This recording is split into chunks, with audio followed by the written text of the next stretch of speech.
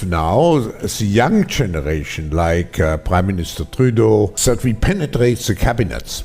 I also want to reiterate how deeply sorry Canada is for the situation this put President Zelensky and the Ukrainian delegation in.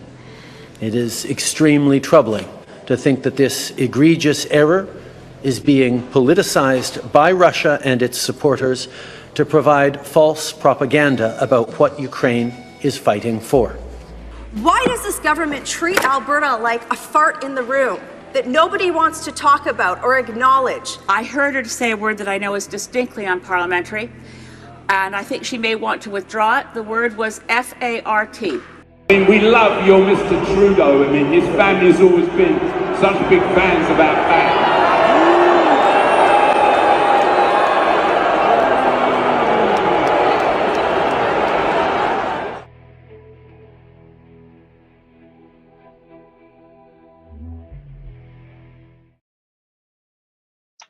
Hey everybody! Happy Monday Hello. Happy Monday to everybody. Welcome to the Maple Files. I'm Snow Himbo, and this is my compatriot Yeti Jesus. How you doing, man? I'm doing good.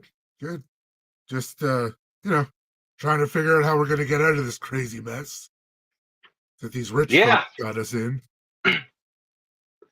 Well, and now these imperialists have got us in because everybody's basically watching the doomsday clock that we're 5 seconds away from midnight on. Tensions in the Middle East, as of us streaming right here, are rapidly escalating with Western forces also rushing. Well, I believe to- Iran said they are preparing for war. Like they're prepping themselves. It's no more we'll see what happens. It's we're gonna show you what happened now. Yeah, they're literally like, okay, well, you guys fucked around. Now we are progressing to the finding out stage. But I digress. And I've heard rumors that Russia and China are already getting involved. Everybody's kind of picking a side here, so it's unless something major happens, we could be in for. I believe the top generals of Russia and Iran met today. So I don't know if they're generals. I don't know military rankings and stuff that well. So, but they were the higher guys, Yeah, just the But just there was a lot of misinformation about a flight going from Russia to Iran. That was a Yes. lot of BS. It wasn't. yes. So I believe Fiorella made a really good breakdown on why that wasn't accurate. But yeah, the flight. I'm gonna be honest, that one caught me pretty sure. But yeah, it's Well, it's not very unlikely that we're gonna see it. It just wasn't this time. yeah. So Well, I mean, all these countries have made their positions very clear. yeah. China has, Russia has, the rest of the world has, and quite frankly, at this point, it's the whole world minus like half of one country and half of that country's either. It's basically the whole world basically going like, yeah, no, we're not gonna. we're not with Israel. I'm sorry. This should have stopped obscene. a long time ago. Well, it's like Israel bombs the Iran consulate in Syria, and then it's like, oh, they don't have the right to hit back. No, they do. Under international law, you basically made a war declaration. That's why I think Iran is taking it seriously now. Well, they always were, but stepping it up. This is the funniest thing about like pro-Israel propaganda. They say 5 times a day, at least, maybe 6 times a day. I'm not sure. Israel's right to defend itself, and it's like, well, I hate to throw a cog in the wrench of your talking point there, but Reverse Uno card. Iran has a right to defend itself. Yeah. What's up now? And it's Well, I like guess nobody can even argue it. Like you've seen, I've seen it recently. the clip with the guy from the State Department trying to, that's not the question I'm going to deal with right now. Wait, what? It's reached the point where you just can't argue that at all. You have no other option but to spin away. And this happens sometimes when propaganda gets like so thoroughly entangled and debunkable that like you can't even lie your way out of Yeah. of the conversation. You literally just have to remove yourself. Yeah. And Well, part anytime of how it someone's works. like, Oh, go ahead. Sorry. Go ahead. no, you first. Okay. I was going to say, stand up. part of the way propaganda works is they have to be ahead of the story. So you have to be like this much far ahead. Well, then, because they've been screwing up so much, that lead's getting less and less. And now it's like you've caught them with their pants down and they have no idea what they're going to really do or say. So it's like when you catch someone in a lie and then they just keep trying to lie their way out. And Yeah, exactly. they're in that circle now where it's just whoop, whoop. Yeah. But I digress. Thanks everybody for tuning in. So in this, I'm going to give you guys a bit of a roadmap as well. So in this episode, we're basically kind of just going to go over the state of affairs currently in Canada. Some recent news. I want to.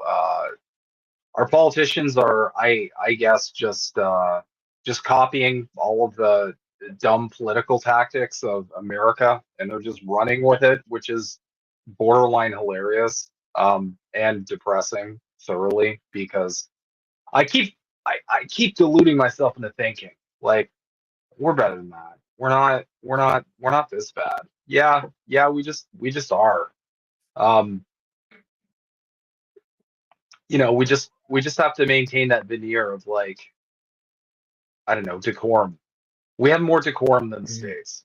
I think that's the only difference. We have a better veneer than we're the USA. happy-go-lucky genociders.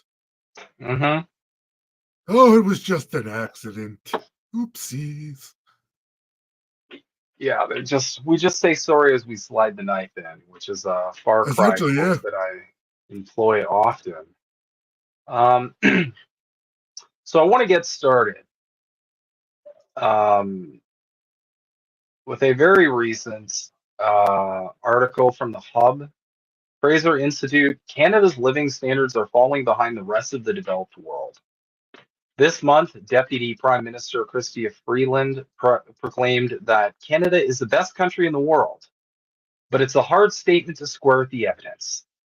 Canadians are getting poorer relative to their peers in many other countries, and our living standards are falling. This trend is expected to continue well into the future unless our policymakers make significant changes. Economists often measure living standards by real gross domestic product, GDP, per person. In other words, the inflation-adjusted monetary value of what a country produces in goods and services divided by its population. Now, I have my own grievances with how we measure this, and I'll get into that sometime. I probably agree with you. I'm thinking. But it nonetheless is not a great indicator of how Canada is doing. And it certainly may contribute to essentially what's on the ground floor, which is everybody and their dog that I know is just not having a good time. Well, it's really, if you're going to like judge standard of living, you should be looking at like wage versus cost of living. So the wage should be much lower than the cost of living, or much higher. Sorry. Mm-hmm. Yeah. So it's like, and we're like this now for sure. Like it's completely kilted now, where it's like even like people can't afford to rent houses. They have to have like 4 or 5 roommates. That kind of stuff. Yeah, right? Like it's. I'll never forget when I first moved in with my then girlfriend, now wife, there was an apartment, and these were fairly affordable apartments, at least for Toronto. So Mhm. still not affordable at all, but Yeah. not like the like 60% of my income is going towards rent sort of shit. Uh, Mhm. so we had a neighbor across the hallway from us. They had 6 people. I'm not kidding. 6 people living in a 2 bedroom.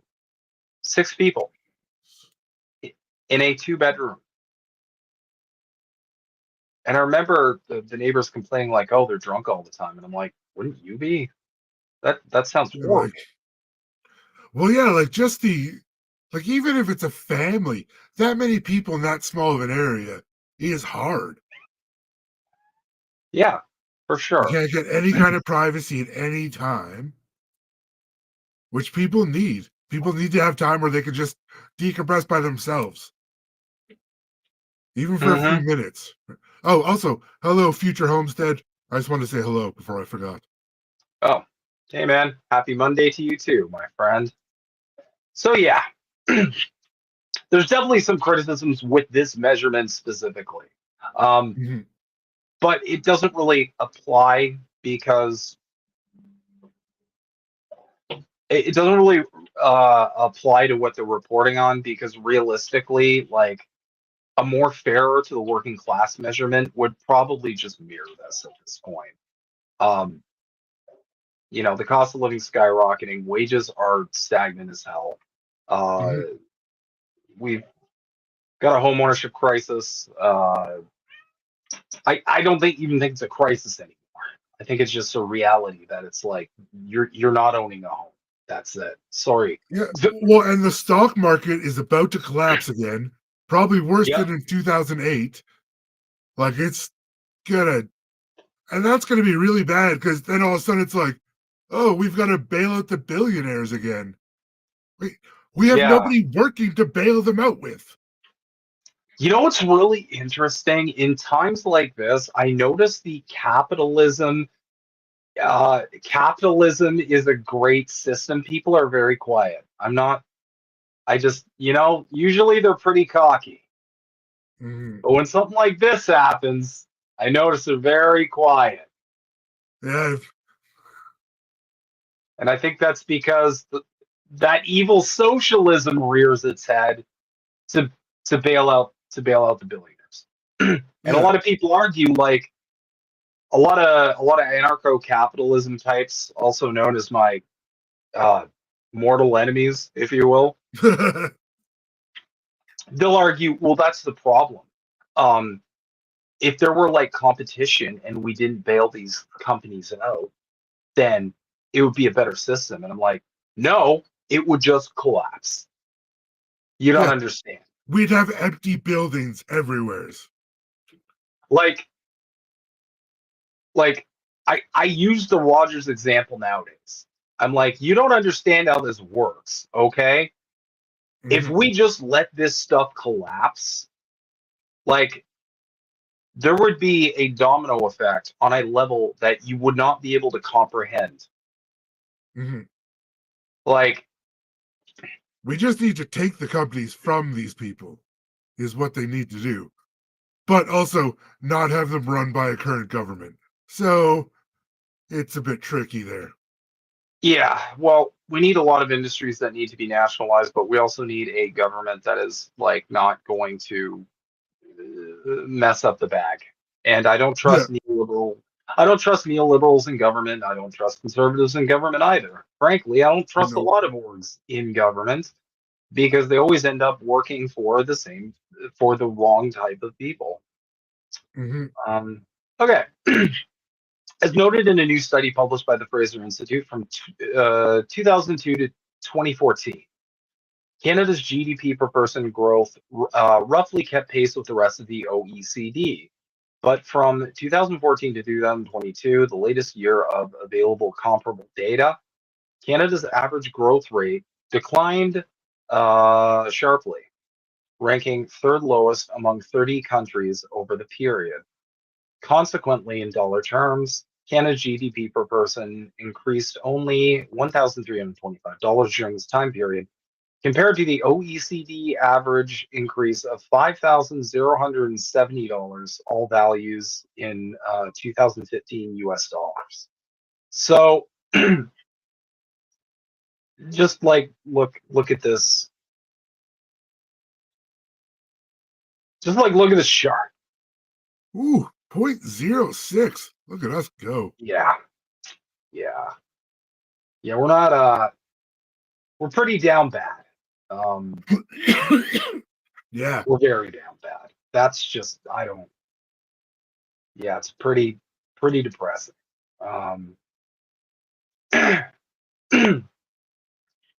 Moreover, between 2014 and 2022, Canada's GDP per person declined from 80.4% of the US level to 72.3%. We lost substantial ground to key allies and trading partners like the United Kingdom, New Zealand, and Australia. According to OECD projections, Canada will have the lowest projected average annual growth rate of GDP per person at 0.78% from 2030 to 2060. Man, that 2030 number keeps popping up. Not sure why. All the time. That's when our GDP per person will be below the OECD average by 8,617. This represents a swing of more than $11,000 from where it was in 2002. Why is this happening? So this is the part where it gets a little up for debate, because a lot of people are going to fill in the blanks. There are several factors that have contributed to this. They include historically weak business investment over the past decade, a substantial shift in the composition of permanent and temporary immigrants, towards those with less education and fewer skills, and subdued technological innovation and adoption. These factors have combined to produce very low or negative labor productivity growth due to weak growth in the education and skills of the average worker and the amount of capital, namely plant, machinery, and equipment per worker. While most advanced countries are experiencing similar trends, the situation in Canada is among the worst. Consequently, our relative decline in living standards will grow exponentially because Canada's poor performance will compound over time.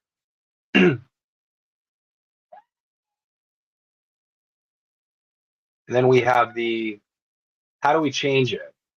To break out of this rut and prevent this further decline in Canada's living standards relative to our peers, policymakers must enact comprehensive and bold policy changes to encourage a business investment in innovation, promote worker education and training, and achieve better immigration outcomes. More is not always better. Okay, so this is where I start to deviate a little bit, because I understand why Western countries like immigration so much, and it's because the billionaires usually can pay them a lot less. They can get a lot cheaper labor for their return, and they don't have to invest in the education. Someone else does. Mm-hmm. Exactly. They basically just get fresh bodies that they can throw at a lumber mill. Yeah. And they on average are able to pay them less money.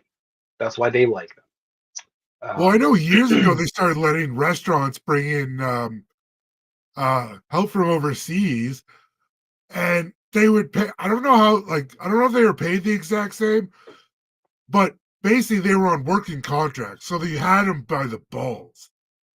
Yeah. Right? Mm-hmm. Like you had their lives in their hand, whether you were paying them fairly or not. Yeah. Because they get deported if they do anything wrong. Well, exactly. And, that's part of the problem. To clarify, I'm absolutely, there's a tiny bit of a bend in this article where it's like immigration. The immigration is not the problem. The problem is the problem here is how the system we live under treats immigration. Mm-hmm. Like 90% of these problems can be solved by just simply not exploiting your workforce. Yeah. But I digress. Well, it takes skilled labor from those other countries where they need it more than we do. We have the money and the technology to train our own citizens. We don't need to steal citizens from other countries. Like, let them help build their own country for themselves. Make it viable to do that. I mean, unless they want to come here, then that's different, right? I just mean, like, Well, the thing, don't be like luring them here with candy and a white van. CIA. well, the thing is, so traditionally, what corporations do is they just get the labor overseas. If it's any kind of work from home or remote situation, they just get the labor Yeah. overseas, right? Mhm. But sometimes you can't do that. Sometimes you can't operate a factory from home. You have Yeah. to physically bring people in. The additional problem with getting labor overseas is essentially those people are just keeping that money. So you're getting labor and you're acquiring labor, you're acquiring the surplus value of the labor. But you're not getting their purchasing power. If these Mhm. people are overseas, they're going to spend that money overseas, even if it is the tiny exploitative wages. Yep. So essentially, you are reducing the purchasing power of the same group of people that you have to also employ. This is one of the primary contradictions of capitalism. It's in my opinion one of the greatest points that Karl Marx ever friggin' made. So they bring the people in. They have pretty much all the negotiating power, and these people are far more easily exploitable than you know, a normal Canadian who, can basically say like, "Oh no, that's way too low. I'm worth Yeah. 10K more than that." No, Yeah. no. Or And that's I actually again, against the rules. mhm. So let's see. What else did they say here? As a starting point, government should improve the climate for business investment and for investment in education and training by streamlining regulation and major project approvals and reducing current and expected future tax burdens on businesses and workers. Okay, so just we need to give tax breaks to The the investor poor. class. Yeah, like listen, guys. This is exactly the solution part is exactly what you're going to expect it to be. I don't know what Oh, else. these banks failed. We need to give them more money. Aren't they a bank? Like, Yeah. And then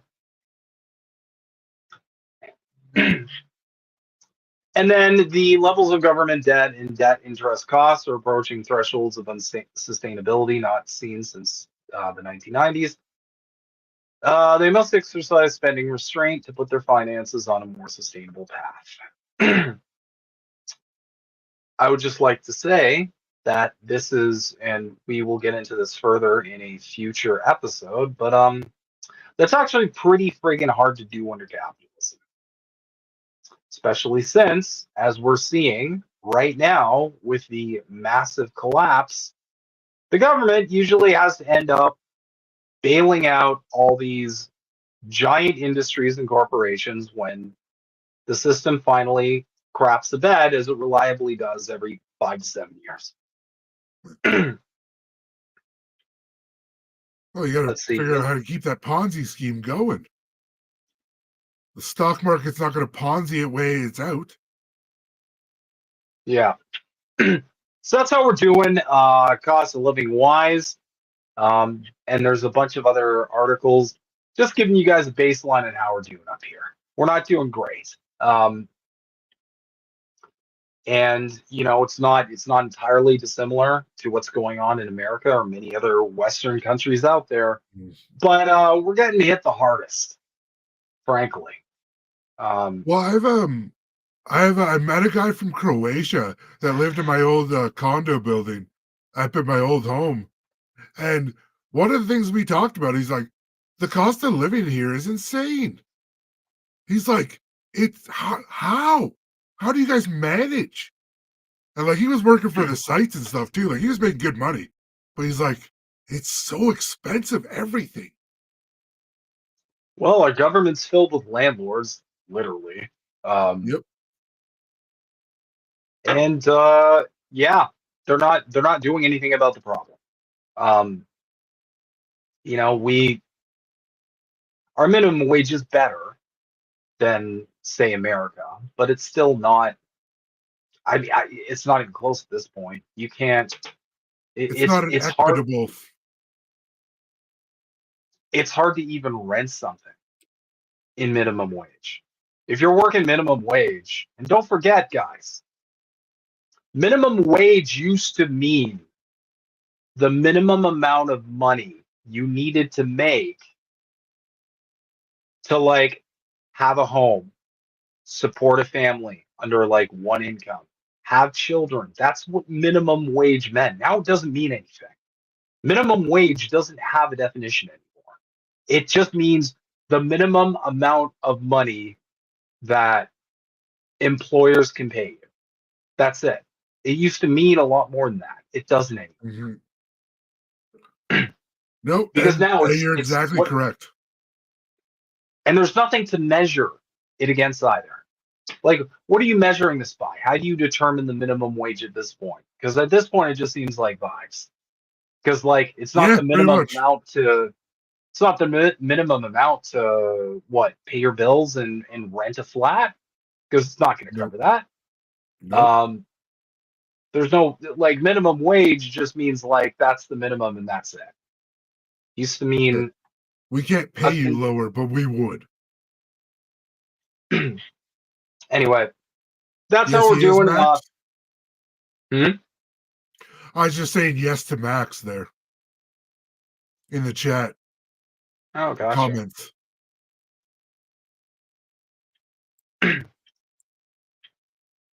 That is correct. Person. Justin Trudeau is part of the WEF. He was a young global leader, like many of them, kind of like we indicate in the title. And we are going to dedicate a whole episode to this, just to give you guys a roadmap. We are going to have an episode coming up where we cover all the major political players. We're also going to have a full episode dedicated to nothing but the involvement of the World Economic Forum in Canadian politics and influencing this country. This is something that I will never understand why the left stays away from. But for some reason, a lot of them panic and freak out the second you mention the WEF, and like the conservative side is given free reign to talk about it all day, all night, going to like lizard people levels with it because they're weird. And I've always found it weird because as someone who identifies as like at least, you know, class aware, like the World Economic Forum, the people who meet at Davos, like these groups represent the largest like concentration, like coalition of moneyed interests the world's ever seen. Like the left should be the the people who's primarily on this. The Y-Files just put out a great episode about this, actually. Have you ever watched the Y-Files? I have not. Oh, yeah, it's pretty good. He did a really good summation of like the Bilderberg group today. It was pretty interesting. Nice. Yeah. I'll have to check that out. Yeah, maybe we'll reference something from it. Yeah, all these giant groups, like it's literally the Carlin quote. It's a big club and you ain't in it. That's it. Like they go to a secret area that no journalists are allowed. It's heavily guarded by like black ops people. No reporting on it whatsoever comes out of it. Politicians show up, and then we know nothing about what happened. And then suddenly, like, apparently the 2 months before the coronavirus happened, they were talking about it at the Bilderberg group, and then magically it showed up. Yeah, so that was I think that was event to something. I don't remember the exact name, but they did have a simulation of Mhm. what would happen if a global pandemic happened. It was like a quirky little game they played, which I Yeah, took as like, are you like guys kidding Risk. me? And then a lot of the compatible left lost their minds over this. They're like, oh my God, I can't believe you guys are being so conspiratorial, calling it the pandemic and everything. And it's like, well, can you blame people? It's like the They did a plan is written simulation. down. They're talking about simulations, and you can't like possibly see how a group of people who's already deeply mistrustful of their Mhm. elected officials and governing bodies for absolutely valid reasons would come to like be suspicious of this. It's blowing your mind. Yep. That's the part Well, I don't get. I remember for years people would always talk like, "Oh, there's no shadow government of the states," and I was like, "Let's be honest, that's the only thing that makes sense." I was like, you watch these idiots debate in like the White House or in the White House or the Oval Office or whatever they are. This is about Canadian politics. My bad. Yeah, they don't know what they're doing. They have no idea what they're talking about half the time. I mean, I've always kind of argued it's like you don't the shadow government is implying that there's an entity we don't know about. It's really simple. You can go find the shadow government right now. Go into any big city and look up at the tallest buildings in the city. That's your Mhm. shadow government because that's who your politicians and our politicians work for. And there's Yeah. nothing but evidence to support this. It's very simple. In capitalist countries, the politicians work for the billionaire class first and Mhm. the poor second. And they have two primary jobs: catering to the needs of the billionaires, because we're all still in 2024, depressingly enough, living under this weird illusion that all of this wealth one day, finally one day it's just That finally cat. yeah, it's just finally gonna trickle all the way down to the poor people, just gonna go right there. And then their secondary function, and this is a lot of what you see with the NDP up here. This is what a lot of what you see of the squad down there, and the the more progressive heavy Mhm. quotes there. American politicians. Pretty much, there's a lot of LARPers in the West in general, but basically, their second primary function is to keep the people out of the streets. Not the altruistic way, as in like we should give these people housing because everybody deserves to have a roof over their heads. No, literally keep them out of the streets. Like keep Yeah. them from rioting. Mhm. Keep them from keeping keep them from installing Lenin.exe. That's their that's their biggest role. And that's what you see from all this lip service from politicians. It's to serve the billionaires, create the illusion that you're actually someone in that government's actually fighting for you. Yeah. Surprise. Nobody is. Where if we want if we want as Canadians a government that works for us at this point, we're literally going to have to take it back. No, a lot of people don't like that reality. But Mhm. much like the States, I don't think we're voting our way out of this. Because look at No, hmm? someone often referred to politics as the entertainment division of the military industrial complex. And I was like, Frank that's the Zappa. most accurate thing I've ever heard. Frank Zappa. That's Yeah. my favorite Oh, quote of yeah, yeah. his. But yeah, the change. I'll put it this way, and I've said this before, but I'll say it again, just in case I said it on another of the 5,000 shows I do. Back in the day, I thought the NDP was what represented my positions. They were the closest. I was a Mhm. huge fan of Jack Layton. A lot of what they were saying made sense. Look at Mhm. 2024. They're essentially they're in a like allyship with the neoliberals, who, sorry, like that's where you and I diverge heavily because like I have always believed that liberals are dangerous. They are more dangerous than conservatives Mhm. because they will feign allyship with you, and their sole purpose is to convert revolutionary energy into reactionary energy. Yep. Um, Oh, that's like MLK said. He's like, liberals are nothing but sheep, wolf in sheep's clothing.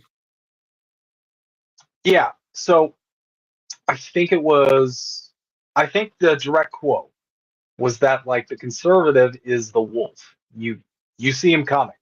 You know what to expect from the wolf. He's going to eat you. He's going to Mhm. bite you and slash you and piss in your hair. That last part wasn't even necessary. I don't know why. Don't know why I did it. Can't help myself. Hey, Nilo. Hey, Hey, man. hated. But the liberal comes to you as the fox. So it's like, hey, I'm your friend. Da, da, da. These two serve the same master. And it's the Mhm. exact Yep. same in every Western country. Yeah.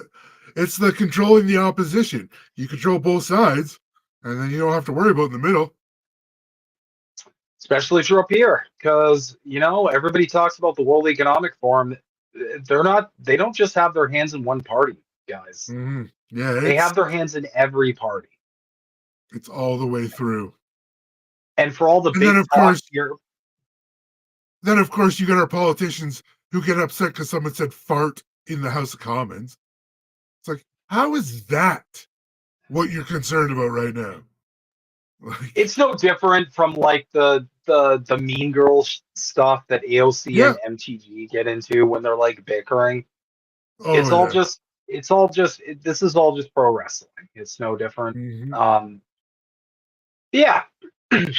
Moving swiftly along on the absolute state of Canada. Our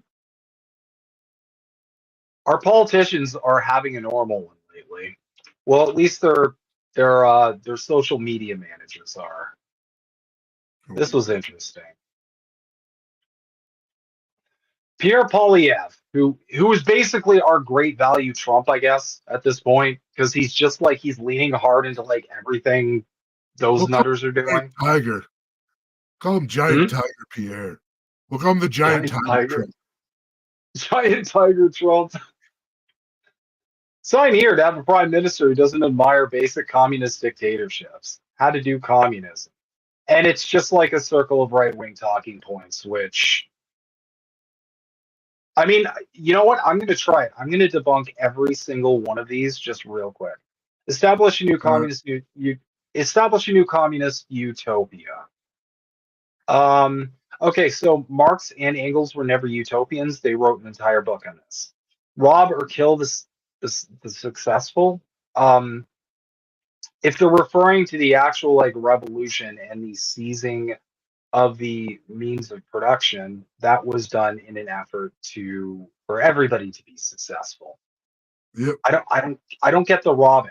They were very clear on like the role of the state after the revolution. It's not just rob or kill the successful. Force the rest to work for free. This was just never a thing.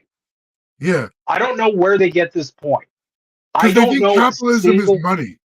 They honestly believe capitalism means money. That's what these people believe. Because like I don't know a single example of like, okay, so I assume Robert killed the successful. Like this is so the revolution starts here, and then they're forcing people to work for like. Here's the thing: if they're referring to like gulags, then again, like every conservative talking point I've noticed has to happen in a vacuum.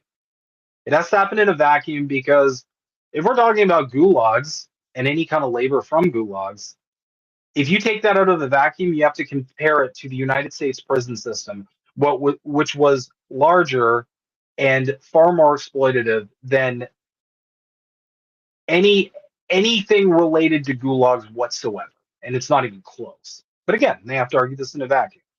But the whole like force the rest to work.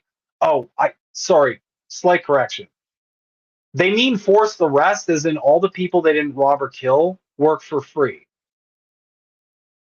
How? I mean, that happens under capitalism. That happens under capitalism. They just call it internships, right? Yeah. Or they're just I get, working extra hours for no pay. Just Yeah. for funsies. Run out of food. This is my favorite one because obviously they're referring to the famine. The famine that happened, the Holodomor, that whole thing that happened under Stalin's watch. And I would just like to remind everybody, or probably educate conservatives as well, famines don't just magically appear. And Yeah. Joseph Stalin did not just like twirl his mustache and like burn food or something. What actually happens, and this is something conservatives will never fucking talk about. Pierre, I guarantee you, Pierre doesn't even know this happened. I promise you that. What happened was Russia had a drought. Most of Eastern Europe actually had a drought. And what they also don't tell you is because of this drought, not only was there a famine in Ukraine, there was a famine in Russia as well. And a lot of the Russians died as well. Now, they can double down and cope on that and say, oh, well, you know, he killed his own people too with the famine. But then it just circles back to, okay, but was there or was there not a drought? Because droughts cause famines. We know that. Yeah. So the leap they're doing is they're essentially tying the drought that caused the famine to the economic system, to which I will say, okay. And this is, I've gotten blocked more times than I can count for asking people this question. I'm like, okay, so if anything happens under a communist country's watch, anything that results in deaths is because of the communism. Can we apply that to capitalism too? Oh yeah. Because I got a whole bunch of wars with a huge death toll behind them. Oh yeah. Predominantly because of capitalism. We've got millions of people dying every year just because of the deleterious effects of the wealth inequality that you suffer from under capitalism. America spends billions and billions fighting communism. That's how much they're spending on propaganda to fight this supposed system that works so bad it just fails continually. Yet, I don't see communists having to spend a bunch of money fighting capitalism. Except for in wars, so yeah, I guess technically that is true. I digress. Here's the thing too. Okay? This is Actually, sorry, can I comment on Nilo's comment there? Of course. Yeah. So yeah, in Asia, in China, there's the 3 years of great disaster. It was like flood, drought. That's where all the people under Mao supposedly died, was the same ideas in the Soviet Union. They had a drought, and then it was like, and then I think they might have had fires too. Like, it was bad. Yeah. And it's like, I noticed the Mao people have shut up almost completely. They've all pivoted back to the USSR because they started seeing the country stats and they're like, damn, we can't. Yeah. Remember when we made fun of China? We were just kidding. China's not real communism. Exactly, that one too. And that's the next point. After starved to death, which is like, yes. Yes, of course, people starve to death from a famine, but like I illustrated earlier, to pretend the famine just magically happened because of an economic system and not because of any natural occurrences that happened under that is incredibly dishonest, A. And B, you've got to put your own system under that same magnifying glass. Which, again, Pierre, you're never going to get this from Pierre Poilievre or any of the stooges or his buddies on Wall Street or his landlord buddies. And then at the end, okay, this is my favorite. Say it wasn't real communism. 2 points here. Number one, the whole it wasn't real communism thing, it doesn't just fail, okay? The majority of countries that have tried to move beyond capitalism are either get murked in a coup by the States and its Western allies, and we'll get to that a little bit later, but I mean, crap. Venezuela can't even have a damn election without this crap happening. The CIA was predominantly invented to sabotage the USSR. That is a fact that can be confirmed now. So it's like this whole spin of like, oh well, that wasn't real communism. It's like, well, how about we rephrase that as like, how about you just leave a country alone to move beyond capitalism? Don't interfere with it and see what happens.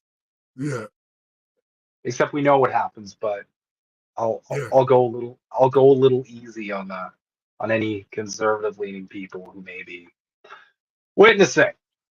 So that's that. The whole loop is just like, it doesn't even work in a loop. There's like a million different problems with it, but whatever State Department intern cooked this up was smart enough to realize that most people are just going to accept it because they're already propagandized. And then, so Justin Trudeau, and again, this is where it starts to get cringe.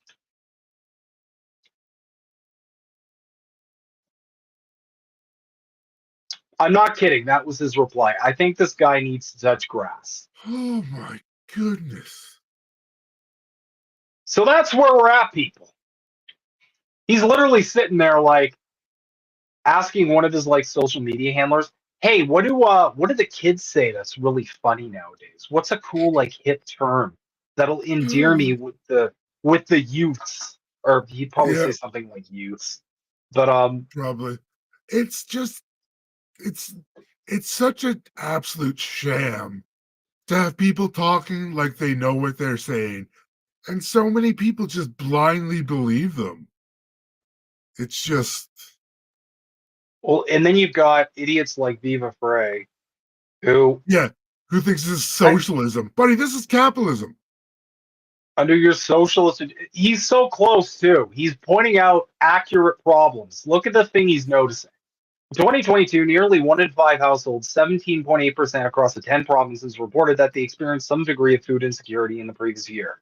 Households with children are at even higher risk, with 1 in 4 children under the age of 18 living in a food insecure household. He's correct.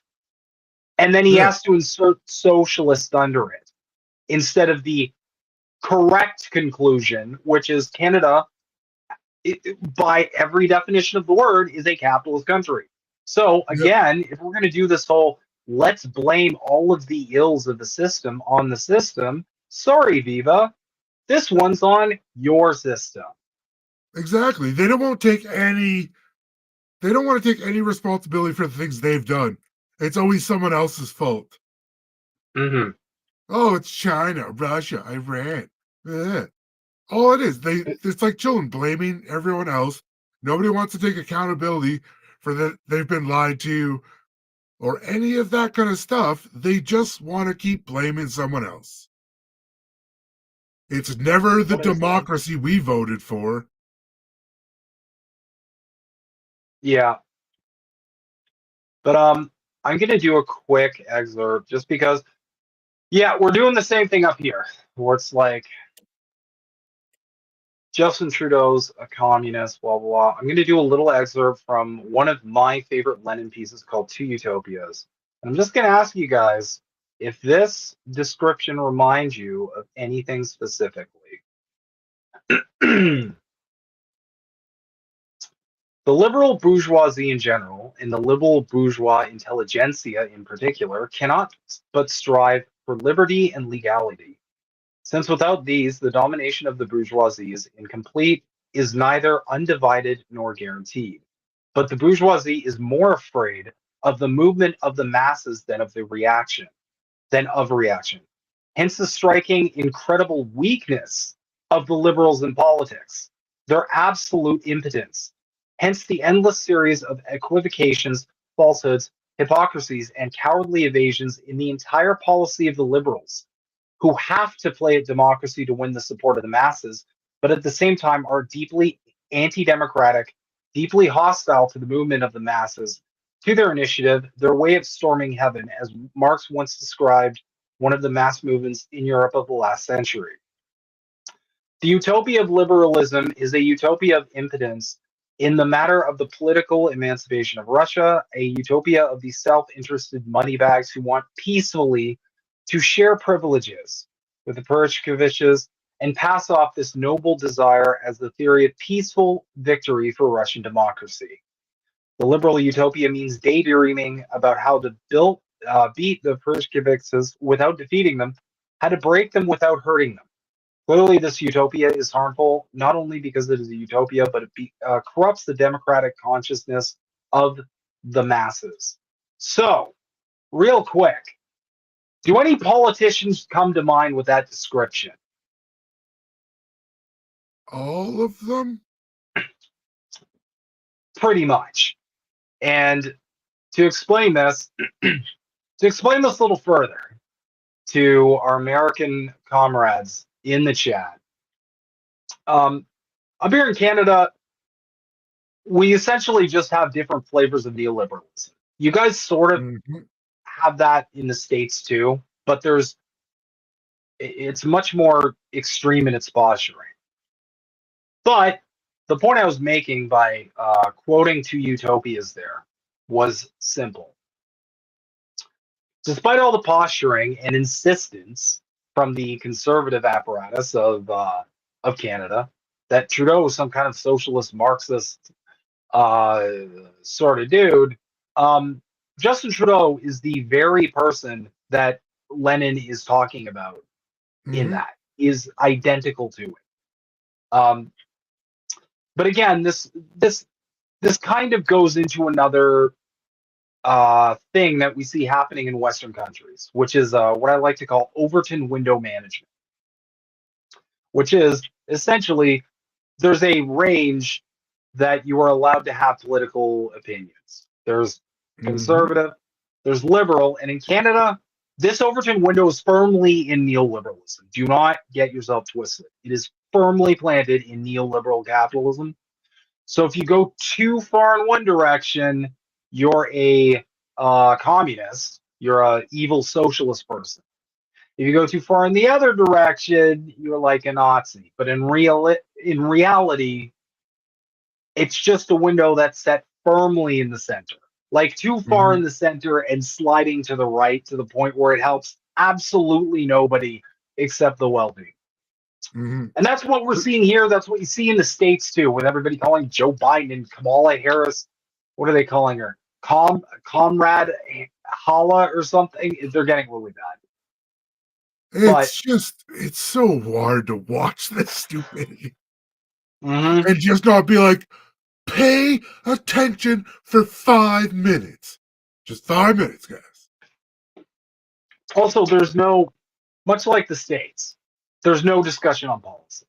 Nobody's running on policy. They're just running on vibes. And with Poilievre specifically, and we'll get into this in a later episode, he's borrowing the same strategy Trump's doing with America right now. This government has made everything really expensive, and I'm going to fix it by just like cutting tax a little and like basically I'm going to undo all the stuff they did, and that'll magically make the country better, which requires a memory holding of people who didn't live under Stephen Harper. Because again, like I always say, this tactic is really easy to employ when your country is on a steady decline. You can always claim the last guy was better. Always. Always. Which is why Poilievre is now talking about all the things. Here, I'll friggin' prove it. Give me 1 sec. I promise you this is happening. Okay, so this is like the best thing. This is the best indicator I have for this. What is his full name again? I don't even know. Okay, so it's just Pierre Poilievre. So you just copy paste their stuff right here. And I'm just going to put in Harper. Let's just give it a shot.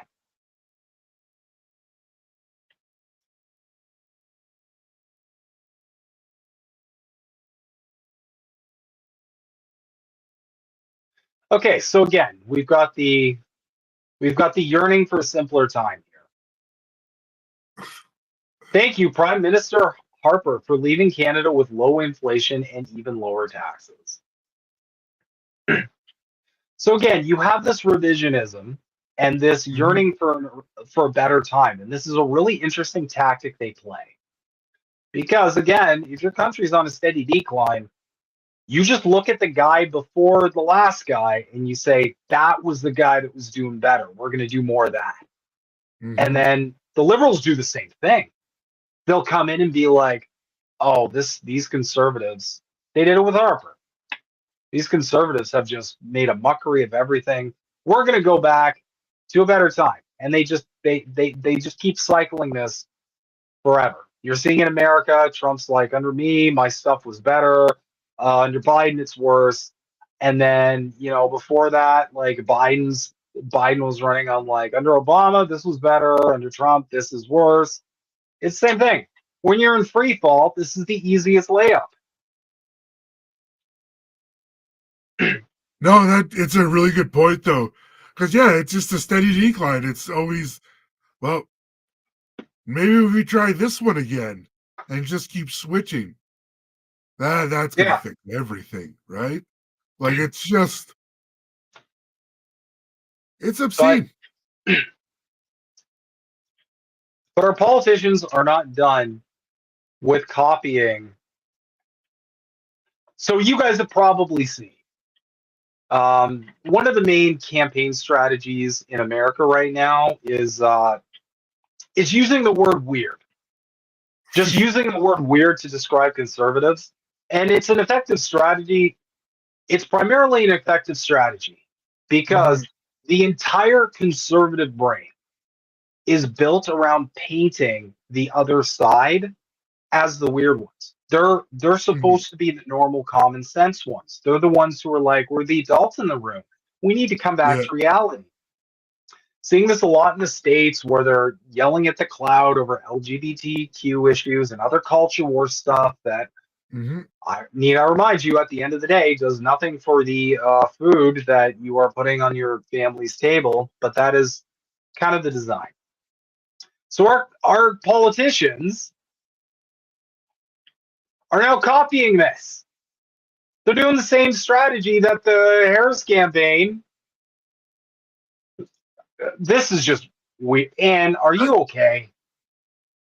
That is weird. That's not. Isn't that a liberal technically doing that?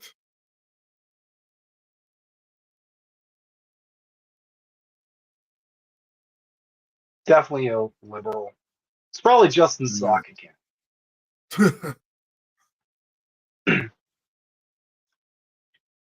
And yeah, of course they're weird. I can't see him ever doing any of this work. I promise you he's never done any of it.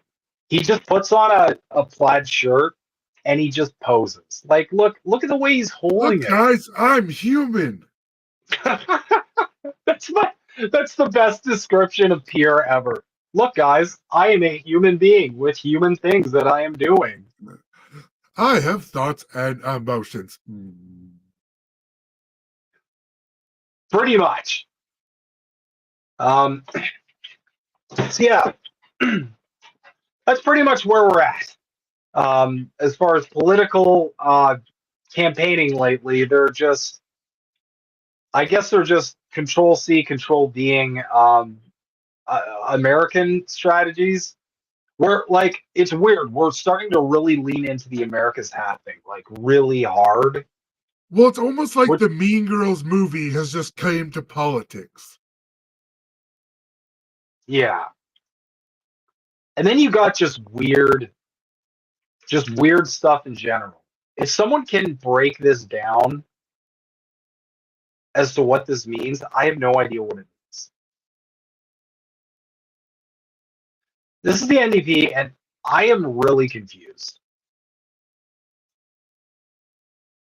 I get cancel corporate handouts, I get it, but why? Like, that's just a poor use of a Venn diagram. They should have stayed in the draft, sis. That's not how Venn diagrams work. What? There we go.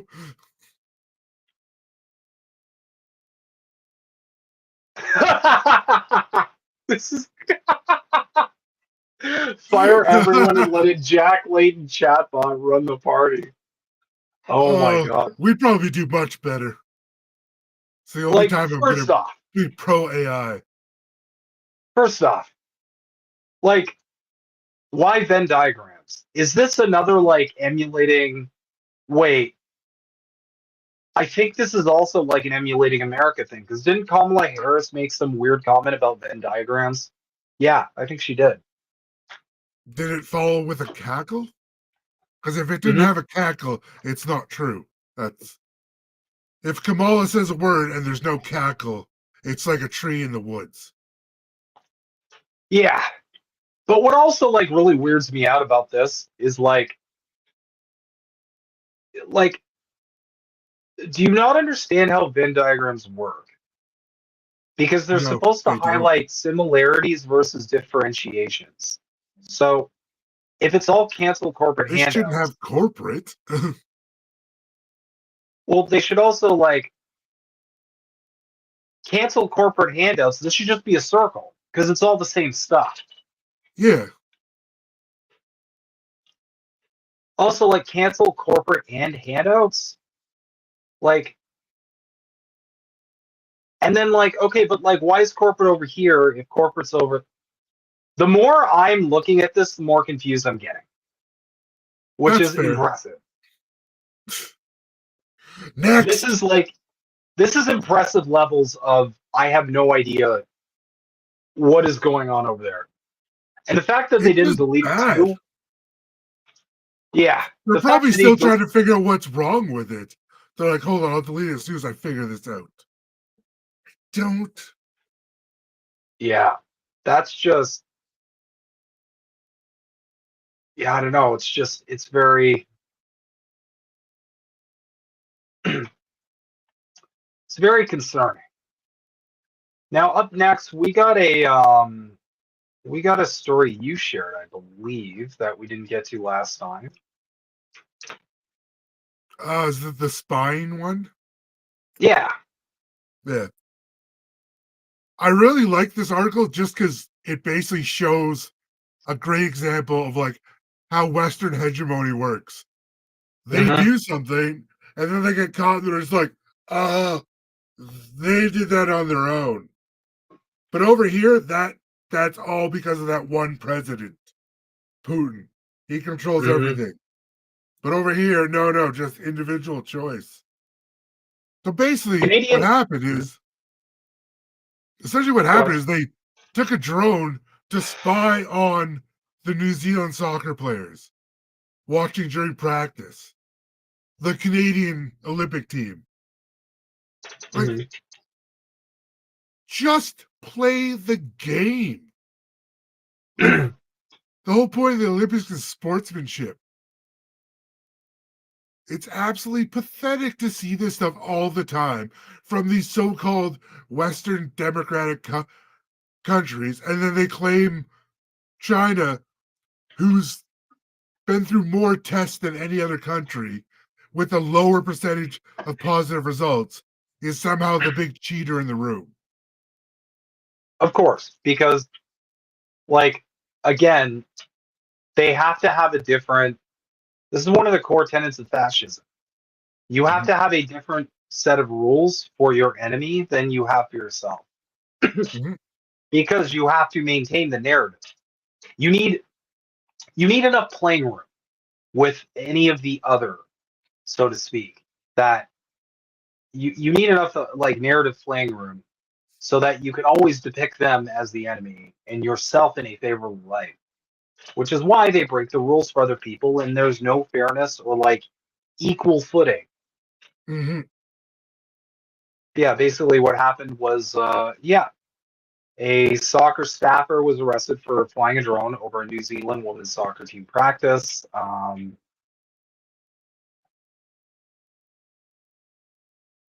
Joseph Lombardi, an accredited analyst with Canada Soccer, has been removed from the Canadian Olympic team and sent home immediately, the Canadian Olympic Committee, COC, said earlier Wednesday. In a statement to the CBC, a French prosecutor said a 43-year-old coach, who was not named in the statement but told police he was an analyst working for the women's team, captured images of at least two practices. Police also obtained images from a July 20th practice at the Micon Stadium in Saint Etienne, in addition to the photos of players practicing on Monday when he was arrested. The man was charged with maintaining an unmanned aircraft over a prohibited area and accepted his suspended sentence in the presence of his lawyer. The COC offered him legal support and consular services through Global Affairs Canada. CEO and Secretary General David Shoemaker said in a press conference Wednesday. Winning the right way is the only way for us, Shoemaker said. This is not how Team Canada planned to start these games. Like this guy was just out there doing it under his own volition. I'll just go record these. I'm sure my coach will be really happy that I cheated for them. They definitely didn't tell me to do this. Yeah. No, for real. But yeah, I mean, again, it's fine if we do it. But God forbid a balloon float over one of our countries. Then it's full blown meltdown. Mm-hmm. And again, where was all the outrage here? I didn't see any outrage from other countries being like, "Oh my God, I can't believe they're spying on another country." No. Yep. Nope. Not a word. Not a word. Because nobody cares. Because it's not Mm-hmm. it's not a enemy that they've been programmed to be against. All right. So moving swiftly along here. We do have some news when it comes to Canada and Israel.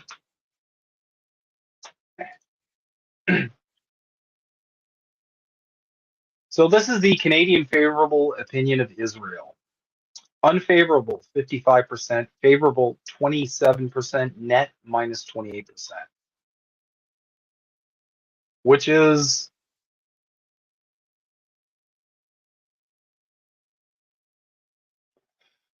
very telling. Because again, this isn't terminally online people. This isn't the activist crowd. This isn't heavily politically involved people. This is average people. Standard. So the fact that the opinion has shifted this considerably is monumental. Mm-hmm. And like there's every bit as much of cope in the comments. I support Israel. Canadians hate Americans too. Doesn't mean anything about those feelings are rational. Well, they are because it's a genocide. It's like shit. I don't like America for the same reason I don't like Israel. They're murdering people nonstop.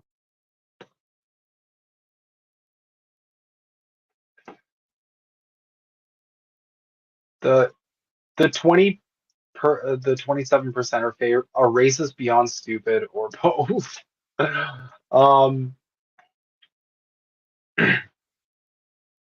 Oh, this is great.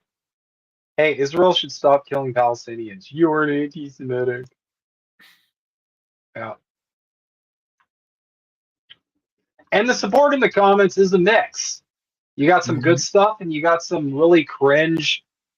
I might have propagandized or working directly on behalf of some kind of State Department, kind of mix in there.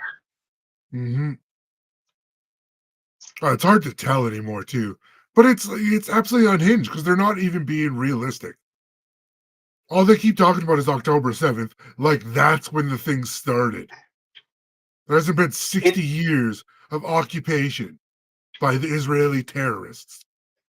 It's the exact same play as like, I don't know if everybody listening was old enough to remember the vibe. Like the vibe during the war in Iraq era. But it was very similar. Years afterward, we're talking years. Whatever atrocities the West committed in the Middle East, you'd have people just bring up 9/11 like every time. Mm-hmm. And it just shut everybody up. They would use it to shut every conversation down. And sure enough, this is the exact same play. It's the next month. Yeah. So yeah, they used to be able to space the stories out more. Now it's getting more and more condensed. So it's less than it used to be like 2 years for a conspiracy. Now it's like a week for it to come true.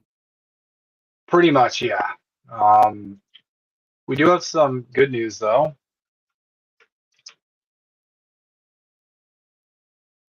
This is a really big victory. Basically, the Ontario Public Service Employees Union votes to support the BDS movement and divest from Israel. What was that? Sorry, I missed that. Oh, here. Sorry. Oh, thank My you. bad. No worries. I can't remember if we covered this, but I'm gonna I'm just gonna cover it anyway. I don't care. In June, the executive board of OPSEU, which represents about 180,000 public sector workers in Ontario, adopted a motion committing OPSEU to actively support the international campaign of boycott, divestment, and sanctions. BDS notes that it will make all reasonable efforts to divest its own investment holdings and other operations from companies that conduct business with Israel where possible without unduly affecting the union's financial security or operations. OPSEU joins other provincial public sector unions in supporting BDS, including CUPE Ontario, CUPE Manitoba, CUPE BC, and more.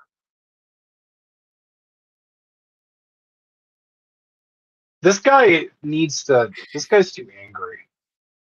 Every one of these, he's just mad as fuck. I don't get it. This one, BDS is considered anti-Semitism by the government. No, they're not. I don't even know where they get this stuff. It's like, what? Where's that? Where are you getting this from?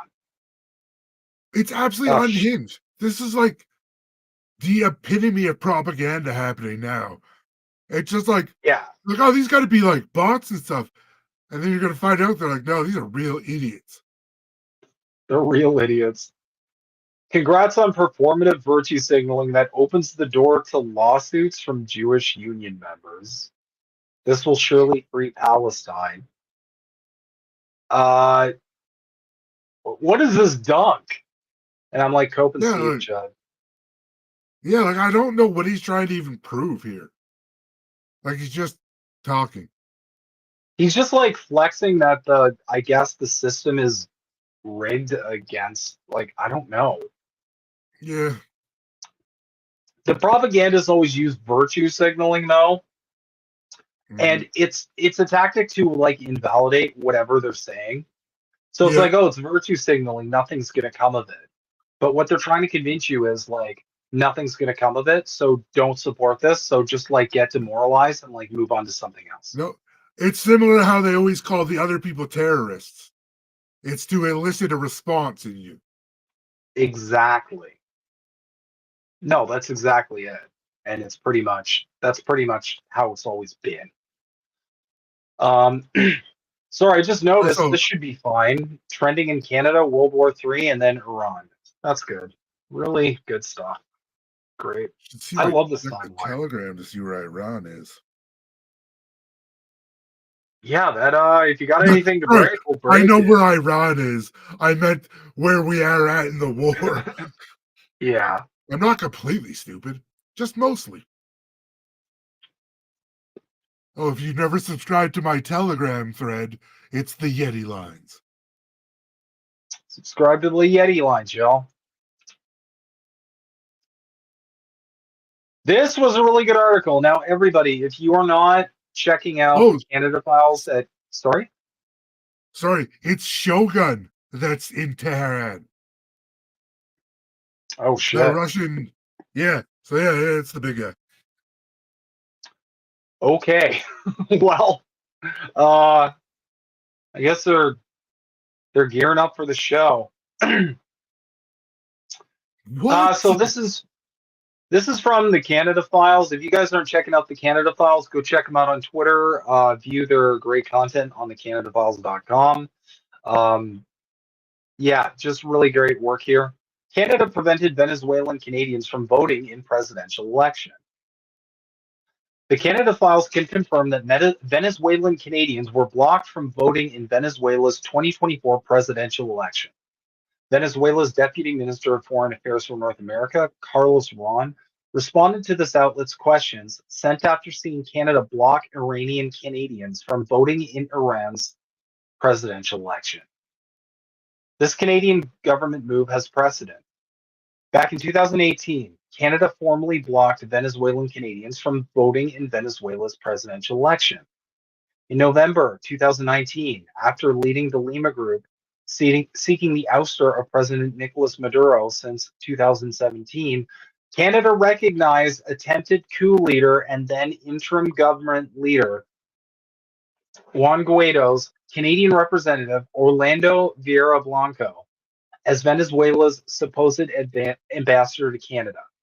Yet by the end of 2020, CBC News would admit that Vieira Blanco could only run the Venezuelan coup leader's Canadian embassy from his apartment.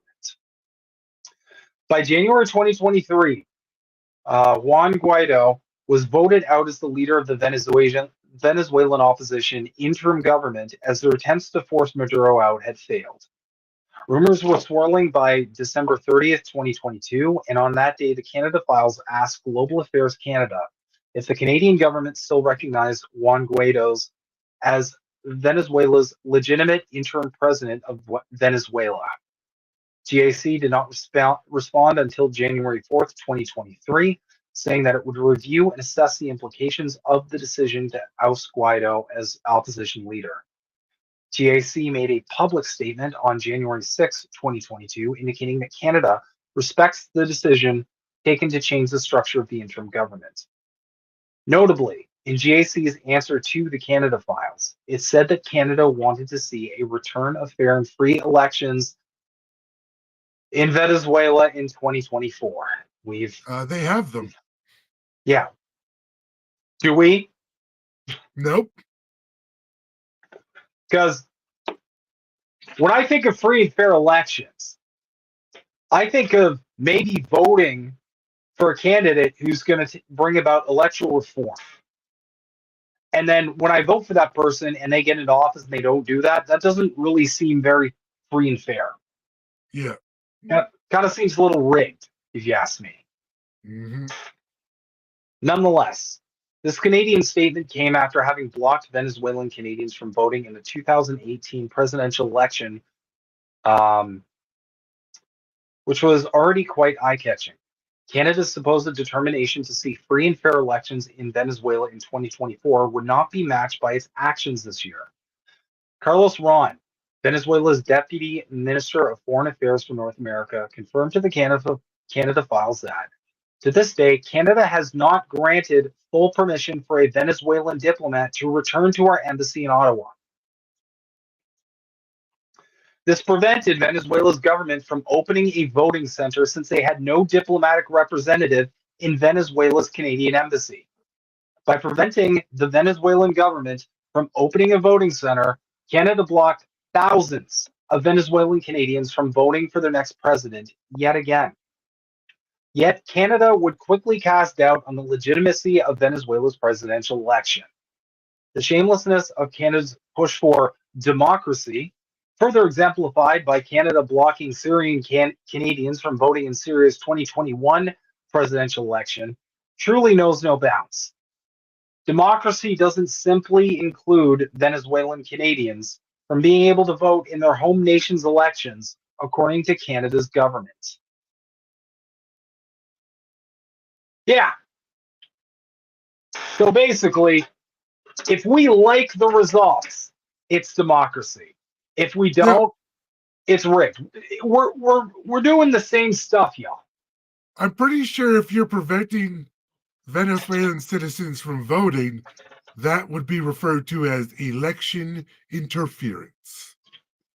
Yes, but the West never would do that. They would never interfere in another country's election, especially if they're trying to elect a socialist candidate. Mm-hmm. Oh, right. That happens every single time. All right. I get those two mixed up.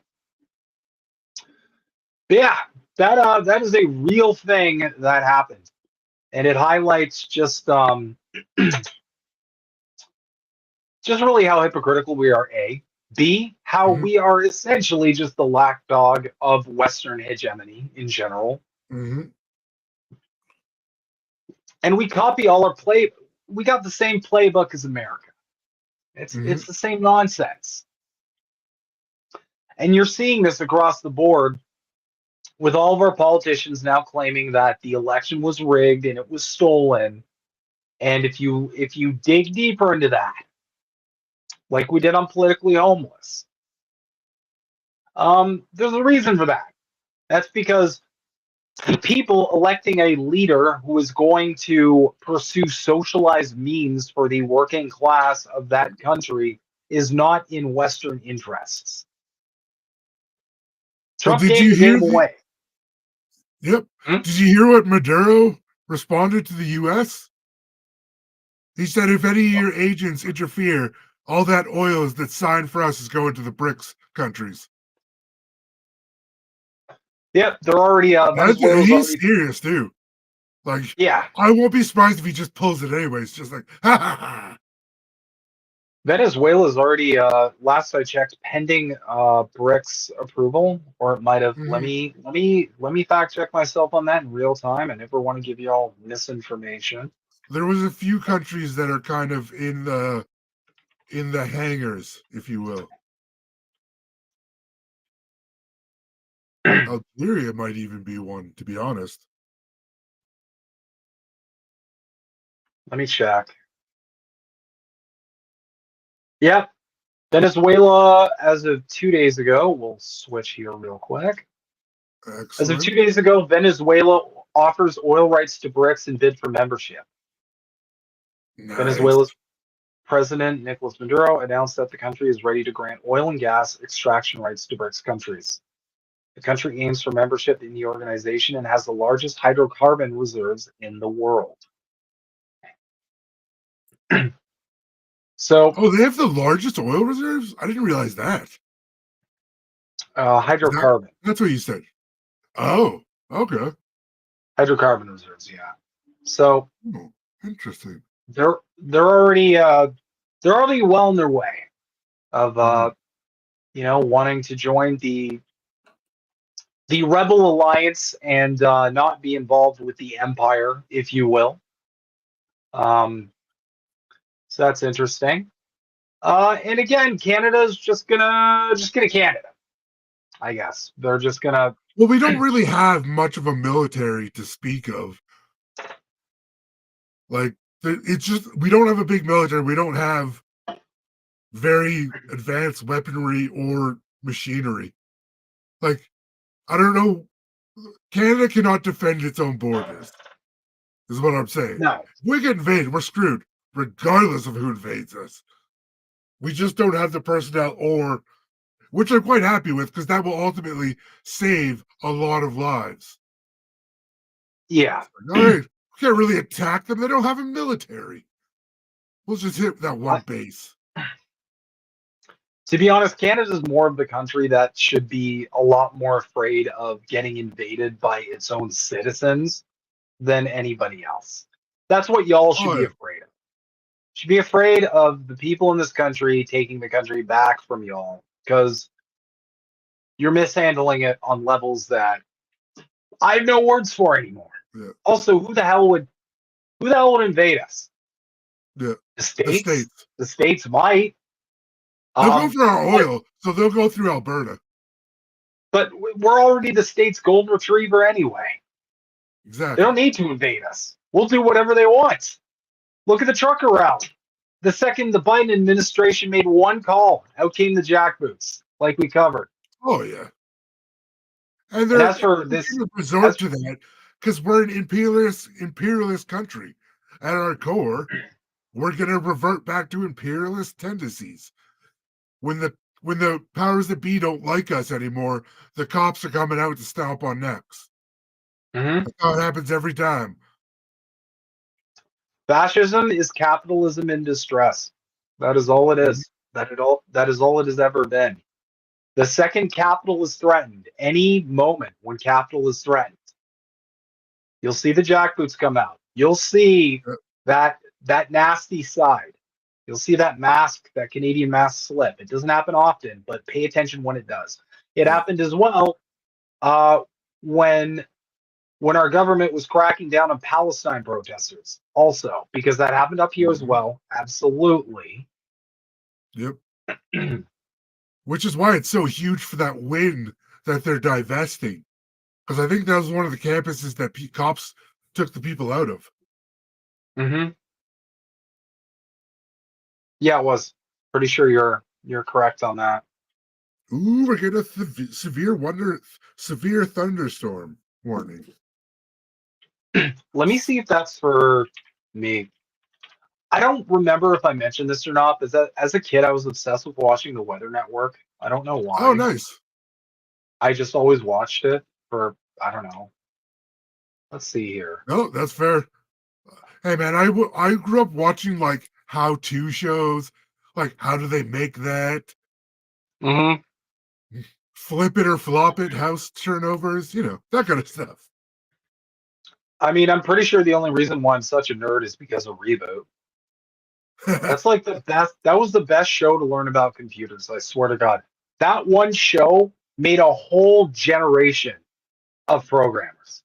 I'm convinced. See, I didn't watch that show, which is probably why I don't know much about computers. I'm gonna go back and rewatch it, and then I'll be back. A slight warning. I've tried to go back and watch like early 90s CGI, and it just I tried to go back and watch Beast Wars, if you remember that. Oh yeah. Or like Beasties, and I went back and I'm like, oh man, this is like PlayStation 1. I can't.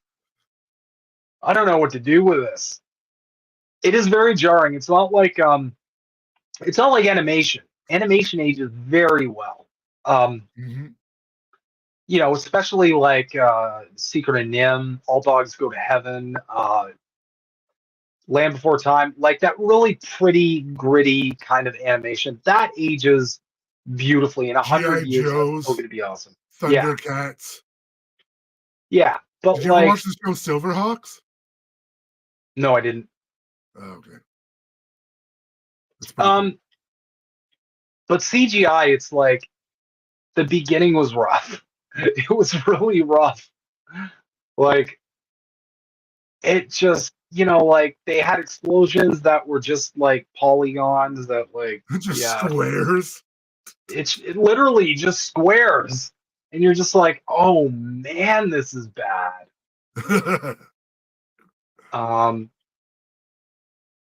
Yeah. Okay. So next thing I want to cover here. This is really curious.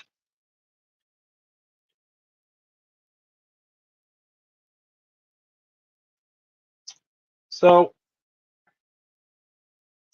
first going to start here with a video on the World Bank, because I've always wanted to know more about the World Bank's affiliation with Canada. I've always wanted to know more about this. But we're going to switch this to a better view. Is this good? This is good. Okay. Let's start with a video here. How much of this $1.5 billion do you believe actually went to the people who needed it most?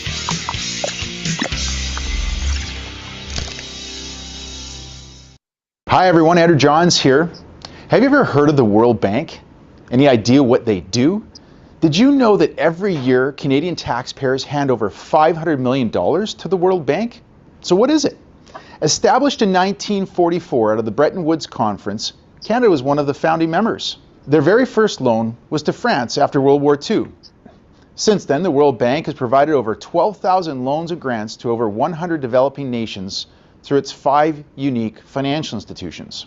With a whopping contribution of $500 million last year, Canada was the 9th largest donor worldwide. To put this in perspective, Canada contributed more than double that of Australia, Switzerland, Denmark, and Saudi Arabia.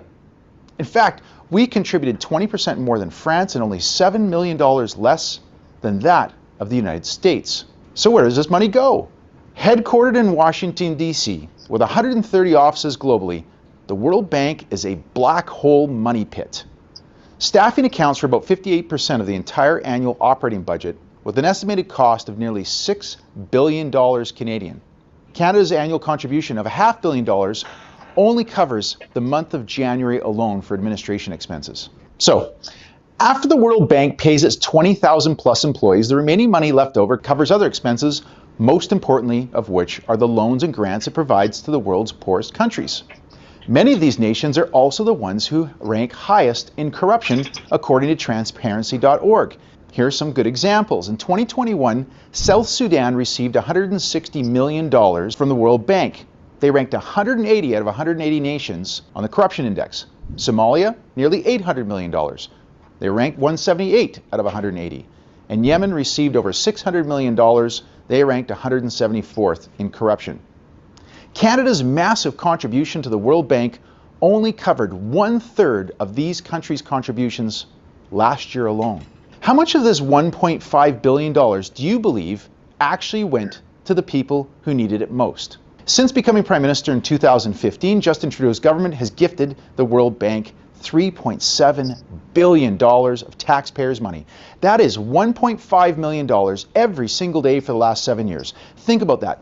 $1.5 million every single day for the last 7 years. So what could Canada do with $500 million if it stopped bankrolling the World Bank for just 1 year? Well, it could end a clean drinking water advisory for a single remote Indigenous community every 4 months. We could plant 31 million trees. Make sure to watch our 2 billion trees video. We could build 6 community hospitals like the Prince Edward County Memorial Hospital. We could provide dental care to 1.1 million Canadians through the NDP's dental care program. Oh, this sounds like some socialism, brother. Yeah, it's like it's kind of funny. I like this guy, but he's like, he looks like such a capitalist, but he's like, wait, we could spend this money elsewhere. Wait a minute. And of course, $500 million in savings could also cover the cost of Justin Trudeau flying from Ottawa to Tofino for a weekend of surfing. So you see, everyone benefits. So what do you think? Should we continue sending $500 million a year to the World Bank? Or should we use this money to start looking after Canadians? Thanks for watching. Please make sure to like, share, and subscribe. The money is there to help people. It's just getting wasted and getting reciprocated back into billionaires' pockets. I wanted to be a bit funny about it because you're right. You were spot on. He does look exactly like capitalist. I don't really know that account. I don't know this dude. I just found this video and I was like, that's a pretty good breakdown. It would be funny if you were conservative. It would be equally funny because conservatives do this shit all the time where they accidentally let the socialism slip and then they have to repackage it as. My favorite is sometimes they'll be like, oh well no, that would happen under true capital. I'm like, okay, here we friggin' go. But yeah, so I got a chaser from that because there's a bit more to this. I just gotta say thanks to social emotional learning with Dr. Donnie for correcting me on the Malcolm X part. I said MLK earlier, but it was Malcolm X. Oh, the liberal in the wolf, that direct quote, yes, that was Malcolm X. Yeah, I have a really bad memory. Sorry. Yeah, and no, that was on me. I'm pretty sure I knew that too. I've actually quoted him on social media, so that's. Oh, I that's quoted it before. I just messed up who I said, who I meant to. Well, in either regard, thank you all for keeping us honest. Yeah, someone's got to keep me on this. All right, so we do have a bit of a chaser, and I'd just like you guys to make up your minds. That's a slip. I'd just like you guys to make up your minds about this this bank in general. So this is Mick Wallace. If you're not familiar with Mick Wallace, I have to ask, what are you doing with yourself? But alas. The World Bank and the IMF are colonial institutions. They belong to a bygone era, designed to make rich countries richer by running up colossal debts on poor countries. We know this because since the inception of these financial institutions, we've had rising absolute inequality. In fact, since 1960, global inequality has tripled. So much for the world's largest development bank. These deeply undemocratic institutions need to be either abolished or completely reimagined if they are to be in any way helpful for tackling the combination of crises that we're facing in this century. We have a spiralling climate crisis, and despite all our talk, we have not come to terms with the gravity of it all. By 2050, it's reckoned that we will have 1.2 billion climate refugees. What are we going to do? How are poor countries going to rebuild homes and communities? How can this be done with the shackles of debt, the ball and chain of conditionality? We need to rewire the whole international financial system. More debt is more colonialism. The World Bank and the IMF. That's essentially what BRICS are doing, I guess, then, right? They're reworking the system. Basically. But yeah, Mick pretty much gives up the game right there. It's not by accident that so much Canadian taxpayer wealth is going to, this initiative. First off, we are still part of the Commonwealth, and what is the Commonwealth known for? Well, colonialism. Stealing. Number one. That will be the lasting sentiment, I believe, in the history of the species of the British Empire. It will be a legacy of colonialism, imperialism, and nearly endless bloodshed. But in case you were curious, why what the World Bank's all about and why there's so much capital circling around this specific org, there it is. The magic money. Yeah, let's see here.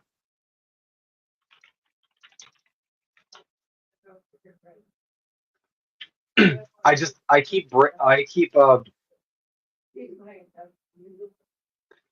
checking the news just for breaking, just because I know like we're all just sitting here like pacing back and forth. When's the bombs going? Yeah, like when's Fallout happening?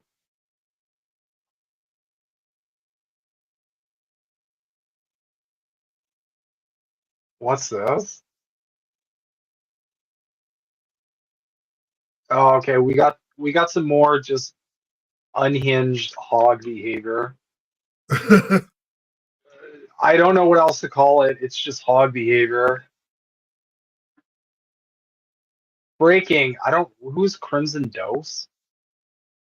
It already sounds way too conservative. Breaking. Krasenstein aligns himself with socialism. Oh, isn't this that like Democrat shill guy? He looks like a predator of some kind. I'm just saying. The same socialism that is taking down Australia, Canada, and BBC News UK. Why did you tag BBC News? Are they specifically getting taken down by socialism? Oh, he's leaning in. You give details on how Kamala Harris would stop socialism and an invasion of illegals. Crimson Dose, I got some news for you. Kamala Harris would stop socialism by simply existing. But yeah, keep going. That's how we're going to beat socialism. Just behave exactly how her administration has been behaving before. And I promise you, socialism will never happen in America. Ever.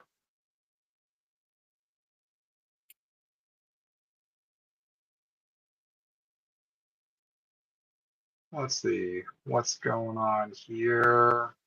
It's either him or his brother that follow me. Yeah, they're I did a space with Kara Reed helping her out, and it was those two jackasses were in there spreading BS, so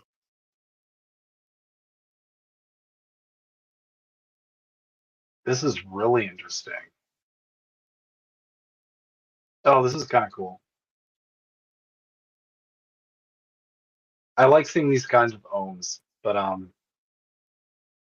What's on the map? What are you?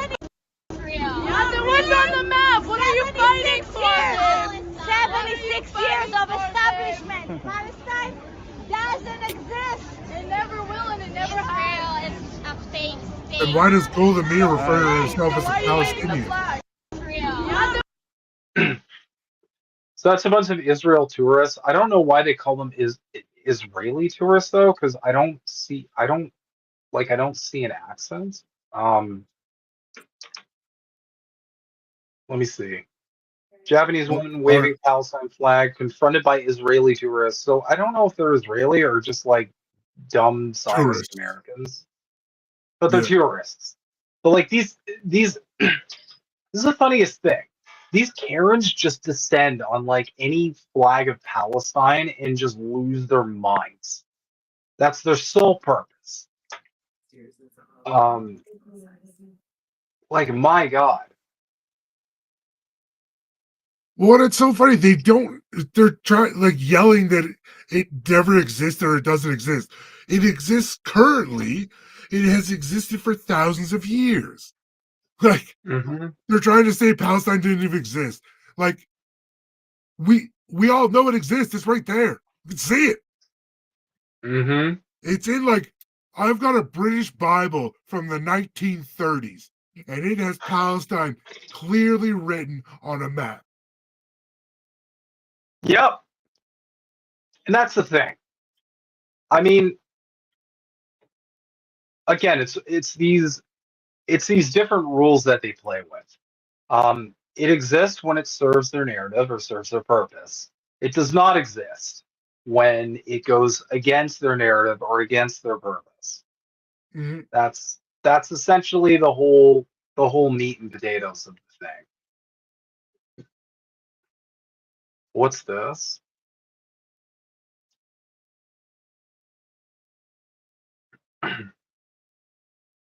Oh my God.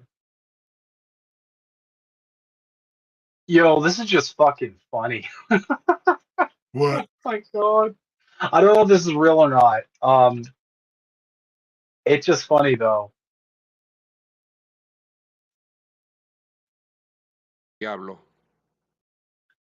Nicolas Maduro claims that Javier Milei, that's the Argentina guy, the guy that looks like he should be throwing a ring into Mount Doom, and he's fucking up this country harder than I think someone could purposefully fuck it up. Oh, progressives for Harris kickoff call. Thanks for that, Bernie. Nice job. That's just this whole thing is just depressing. Anyway. Me dijeron exactamente lo que hay I que was told hacer exactly what to do with the devil. con el diablo, con los símbolos diabólicos. With the diabolical symbols used by Elon Musk. Miren su perfil. Check out his profile. Y los símbolos diabólicos que tienen en su pecho. Son Diabolical, satánicas satanic del cult poder of U.S. estadounidense power. que han articulado he definitely sectas como said la de satanic. Milei, o en Venezuela sectas satánicas como el fascismo que ha atacado al país. Es una lucha de carácter espiritual entre el bien y el mal, entre el odio, la mentira, el engaño, el fascismo. This sounds Porque correct. ustedes saben todo el ocultismo que hubo detrás de Hitler. Yeah, this translation is exactamente lo que hay que hacer I mean, I don't know Spanish enough, con but el I'm picking diablo, up some words at least, and they seem to be in the right con los spot. símbolos diabólicos. Que I maneja studied Elon Musk. Latin, and when you study Miren Latin, you know enough su to kind of perfil. pick it up. Okay. Y los símbolos diabólicos que tienen en su pecho son sectas satánicas. Okay, so basically, Nicolas Maduro claims that they're members of the satanic cult. He also links them to the occult forces behind Adolf Hitler. I mean, he's not off by any minute. He's not off on the the evils behind fascism, of which they all aspire to. Wait, I gotta check something. Of course. Oh, Alex Jones is mad. He's totally nuts. See, Alex Jones has got to be a CIA asset. I don't know if he's always been one or if he screwed up and then he became one. I'm going to be honest. One the whole time. He has to be controlled opposition because there's a lot of things that he predicted correctly, and everybody gets the wrong take. Where it's like, oh my God, how did he know that? It's like, no, that's a question you should realistically be asking. How did he actually know that? There's no way someone could know that unless they had inside intel. Yeah. Like a lot of this stuff, when he predicted the exact date of the invasion of Ukraine. Sorry, what? How do you know this? Well, okay. No, I'm not going to defend him really, but occultists and Satanists love to use numbers. And they do stuff all the time on the same day. April 20th is another big one. Columbine, one of the worst bombings of Yugoslavia. Hitler's birthday. There's a few more that have all happened on April 20th. And I just know because it's my birthday, so it always sticks out in my mind. It's also Hitler's share birthday. What's that? Yeah. But yeah. That's the one I normally go with. Yeah, I mean, like... Yeah, symbology. That's the word I was looking for. Yeah, they love symbology. That's the one. Or numerology.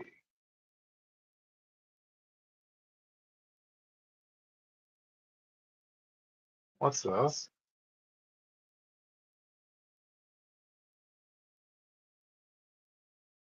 Oh my God, this is terrible. Okay, hold on. The ongoing, like, pretending not to understand the fundamental core problem. Breaking. A video of downtown Los Angeles shows white Americans openly using drugs and loitering. First off, like, I don't know why you have to use white there, sir. Yeah, it's just more decisive. Canadians are concerned Justin Trudeau's loose of drugs policies. Like his looseness in drug policies could create a similar environment in Canada. Doesn't California have hard drug policies though? Like they still got like tons of black dudes locked up for minor weed charges. So, yeah, first off, like I don't really know how loose these drug policies are. But if you look at this clip, they're kind of avoiding something, and I've noticed something in Pierre Poilievre and the Conservatives' rhetoric as well. When they talk about tent cities and then they connect it to drugs. Are we chicken or the egg here, guys? Yeah. Because if I looked at a problem like homelessness, for example, or wealth inequality, and I didn't really have any answers to that problem, I would probably try and repackage it. Because what do you think is more likely? Actually, I'll just leave it. I'll turn the sound off. I'll just leave it blank. What do you think is more likely? People are using drugs. People had great lives, and they just start using drugs, and they lose everything. Or people are miserable and impoverished and homeless, and they are using drugs to cope with a miserable existence. I'm not saying that nobody's had their life ruined with drugs.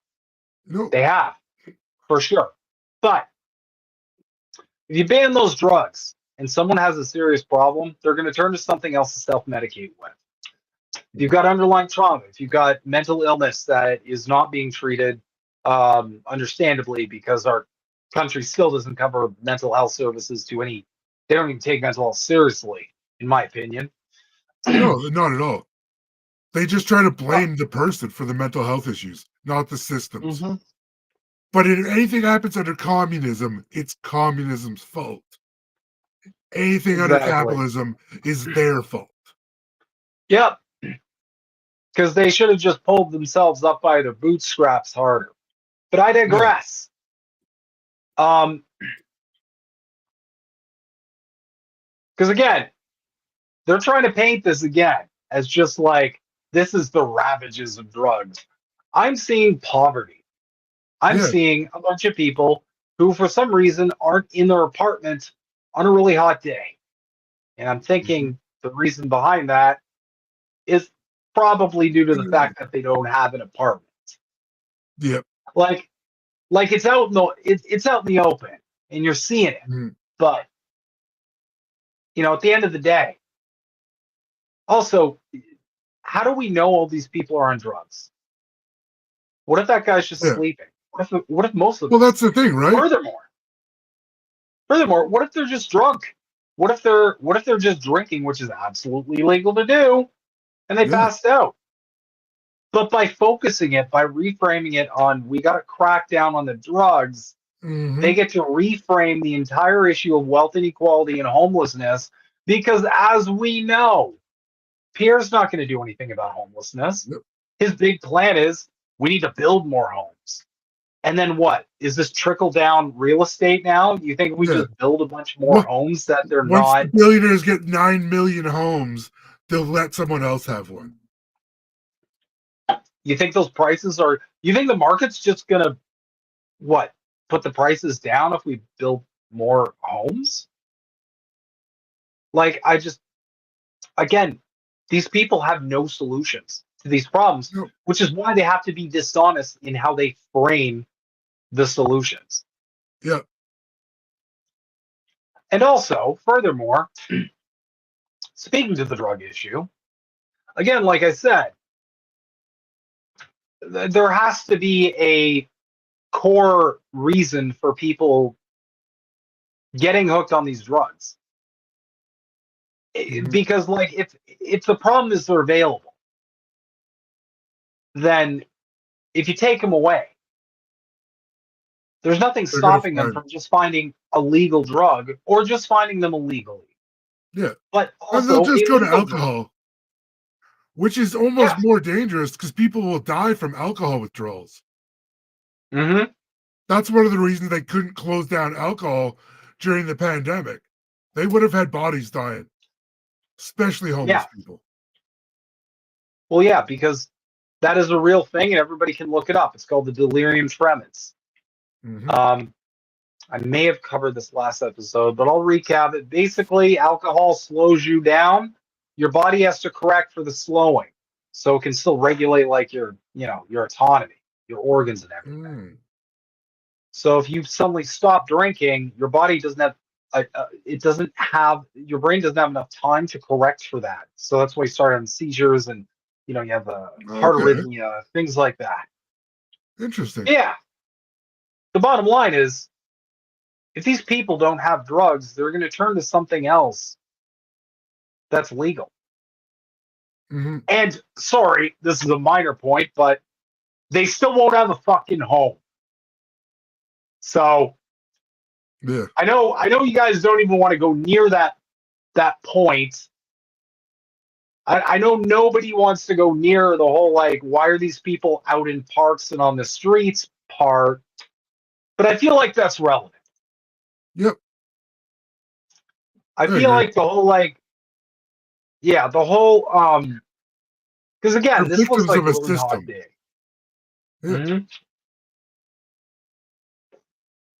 And rightfully so, they're self-medicating. I get it. But if anything, taking away one more avenue that these people can escape the horrors of living like this, not being homeless or being between homes or whatever's happening. I've had this theory that if we give people a room with a bath and a shower that they can come and go, lock themselves in, be safe, that would do wonders for their ability to get back to being healthy. That they could maybe do work within society that they want to do, right? Well, like by the time you're at this point, the problem is that the way you're going to build yourself back is so out of reach at that point because it's already a hard job market for someone with a house and, you know, access to facilities, access to being able to, you know, clean clothes, all that. You're already at a huge disadvantage and you're competing with people who are probably they have an advantage in the whole interview process and the whole getting to work process. The game's already pretty impossible. Also, I mean, not for nothing, but some of these people may not even have phones. They may not even have computers. How are they even going to get jobs in 2024? Yeah. They can go to a How are you gonna get a library, bank I account? Any of that suppose. stuff. Yep. So, I mean, essentially, they're just kind of they're stuck in the cycle. And instead of addressing this problem, they're using the age-old let's find a scapegoat in here that doesn't threaten capital. Because harder restrictions on drugs, nobody's wealth is threatened by that. Yeah. Because they've repackaged the problem as being like, oh, people are just irresponsible. They can't handle themselves. So we got to take the toys away. Yeah. As opposed to the underlying core problem that it's like, pretty sure these people, a lot of them don't have homes to begin with. So that's probably a major factor. And B, they don't have access to any, and that's another thing too, even if you wanted help, where are you going to get it? You're going to sign up for BetterHelp? You're going to go see a therapist with that money that you have? How are you going to get yourself right? Yeah. There's no escape at times, and there's no systems to really help people. There's no recourse to these people. Yeah. And everybody argues like, yeah, we have programs. And I'm like, okay, why aren't they working? Because they're probably not it's their fault. Yeah, no, the programs are crap. Absolute crap. Yeah, it's just not enough. And it's not enough because we live under neoliberalism, which is the epitome of not enough. Yeah. It's a bunch of endless people pretending to care about other people. But really, like I said before, they're just doing the bare minimum to keep you in your home and not out on the streets, linking arms with your neighbors and your friends. And people and just keep taking it too. That's the most frustrating part. Because, you know, like next election up here in Canada, I promise you we're going to see the same thing. Oh, yeah. You're going to see everybody on the left saying, yeah, you're going to see everybody on the left saying we have to vote for Trudeau because we can't let Pierre get it. And then you're going to see all the conservatives saying the same thing in reverse. Yep, that classic line.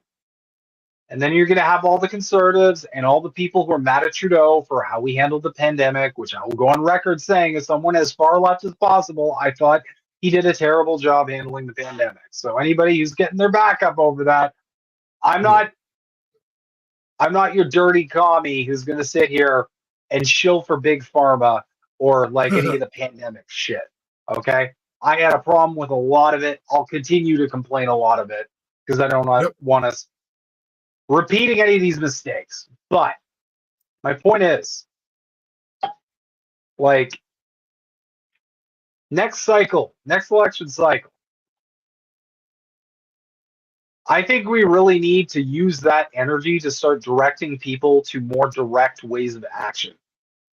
Because I don't think I have it in me for one more Canadian election where I'm told by two different sides of a controlled apparatus that they're entitled to my vote, otherwise the boogeyman's getting in. Tired of that shit. I think everybody should be tired of it. Yep. People. Oh yeah, it's just more fear mongering always.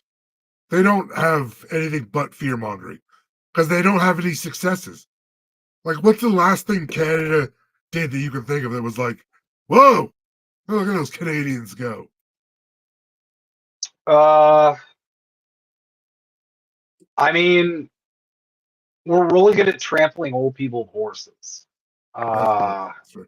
We're I good. might We're have to really go good. back to the Avro Arrow. Yeah, we're. Oh wait, no. We're really good. We're really good at celebrating Nazis in our government chambers. We're very good at Standing that. ovations, even. Mm-hmm. Don't want to offend them by any means. They have feelings. It's okay. It's okay, America. We're tied now. You gave a Nazi a standing ovation a little while ago, and we gave one, so we're now square. We've all given standing ovations to fascists. Dark period for the entire Western world, but hey, at least we're even. All right. Anyway, guys, we're coming up on time here at 2 hours. I had a blast this episode, so I'm just going to give you guys a quick recap of what it's going to be looking like in the coming weeks. We are going to be going into great detail on the World Economic Forum and their involvement in Canadian politics. That's going to be a Cleveland steamer, as the kids say. No, nobody says that. Okay. What? But our next episode is going to be going into depth, explaining the different parties Canada has here. Yeah, I guess we'll even cover the weird Bernier guy. He creeps me out. Oh, the PPC one? Yeah, that guy. We got to cover that guy just because that guy's like Canada Alex Jones. It's hilarious. True.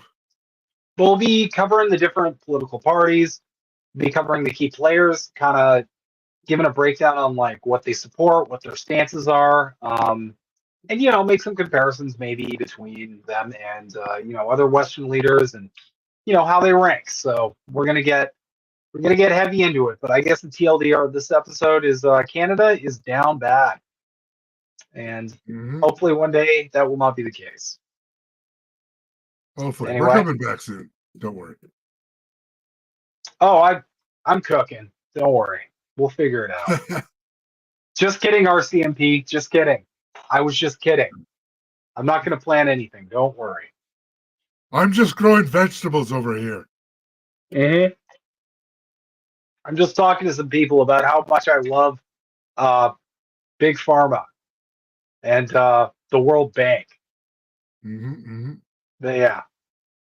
Anyways, guys, thank you guys so much for tuning in. If you haven't had a chance, please like, comment, and subscribe. We're also going to be, I'm going to be working on getting us a separate channel for the Canada Files as well. That'll have kind of a breakdown of just all the clips and different episodes, which I think will be helpful if the network ever gets nuked.